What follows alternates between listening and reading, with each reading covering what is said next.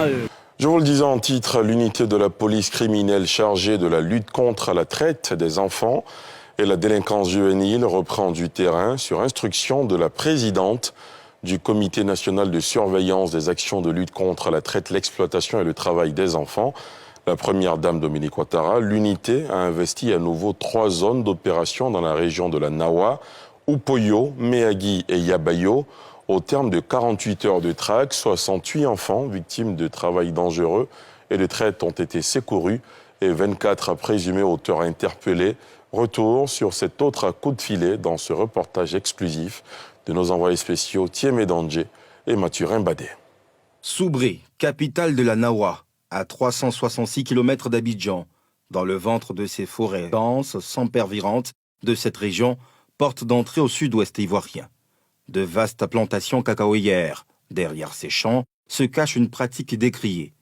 Le travail des enfants. Pour y mettre fin après la carotte, le Comité national de lutte passe au bâton. Ainsi naît l'opération Nawa 2. Son exécution sur le terrain est l'affaire de ces hommes de la police criminelle.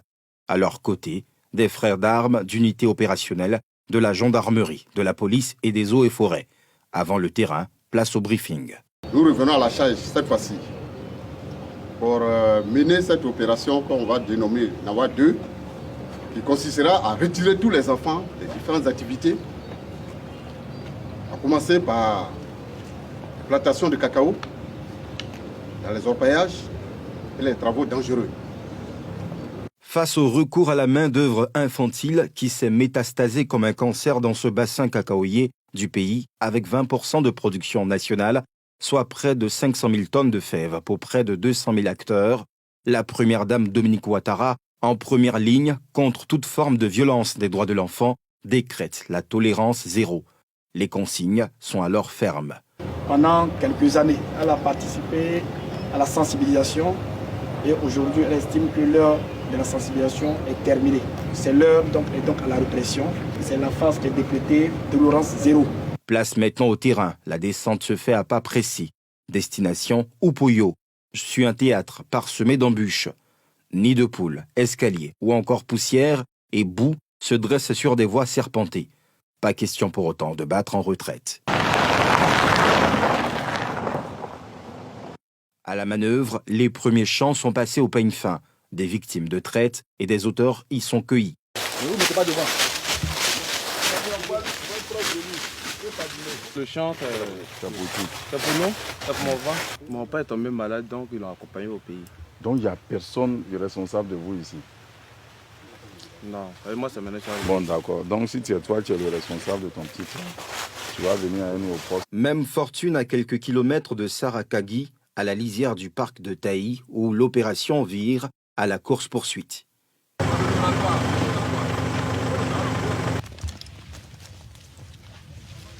Une demi-heure après, dans le faubourg, à l'entrée de la réserve forestière, des mineurs commis au chargement d'un camion sont interceptés. C'est lourd charge que ces enfants transportent pour embarquer sur ce camion.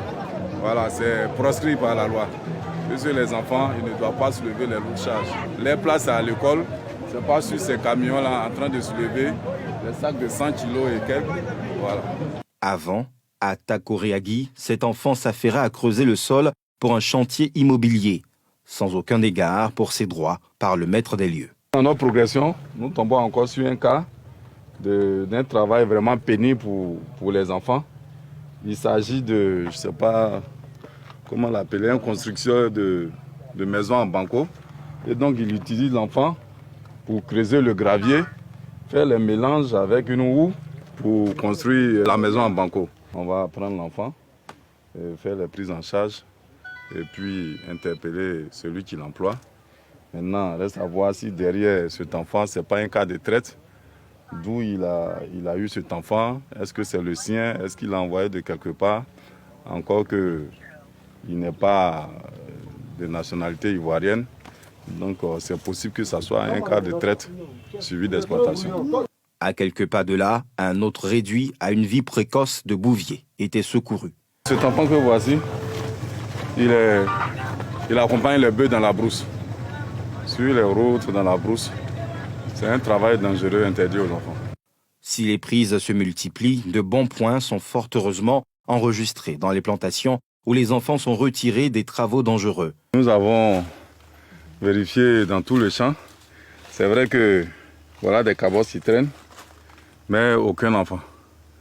C'est à croire que la sensibilisation qui est faite avec nos éléments ici dans la zone de Soubré, ça veut dire que la sensibilisation est en train de passer auprès de nos parents. L'un dans l'autre, c'est une bonne chose, parce que l'objectif, ce n'est pas forcément d'interpeller des gens pour les emprisonner, mais c'est pour que les parents comprennent que l'utilisation des enfants dans les champs, dans les travaux interdits, ce n'est pas bon. On a été plusieurs fois sensibilisés dans ce genre de trucs-là. Moi-même, j'ai été une fois, comment on dit, à une réunion de ça à Opoyo. Plusieurs fois. Donc, cela ne se fait pas ici. On a été déjà formés dans le cadre de notre travail des enfants, aux travaux lourds, machères. Vraiment, on a été sensibilisés. Et on a un comité qui gère ce côté, ce volet. 48 heures après, la moisson est bonne. Des présumés auteurs d'exploitation des enfants sont interpellés. Nous avons 68 victimes qui ont été prises en charge, qui sont effectivement au centre ici. 24 mises en cause sont actuellement à la disposition du commissariat de Soubré. Les victimes en provenance de Yabayo, Upoyo et Méagui sont regroupées au centre social de la ville. Un nouveau monde que ces potentiels pensionnaires se plaisent à découvrir.